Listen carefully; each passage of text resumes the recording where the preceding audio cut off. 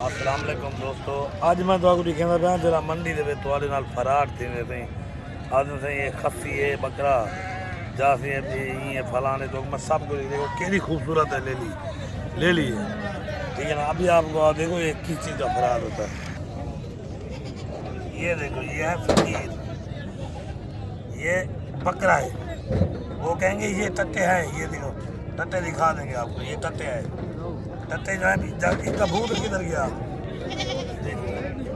भूत नहीं है, ये चीज़ें होती है आपके साथ धोखा फरेब मंडी में। ये क्या है सदर साहब? मंडियां में लोग धोखा फरेब ऐसा करते हैं। मैं ये बता रहा हूँ, कोई भी जानवर लो, किधर से लो, पहले उनको चेक करो।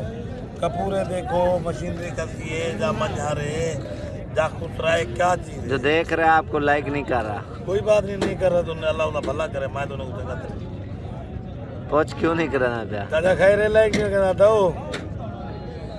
दिल वाला बटन दबा रही यार, दबाई दी काहे ना पीछे मैं तेरी सारी यारी कहनी जल्दी ना। सदर साहब चंगा मशवरा देना पे वाला देख शेयर वाला बटन ही काहे नहीं आया? हाँ बेटी लाइक वाला आ गई सदर शेयर वाला ही आवे थे, उन्हें आवे थे।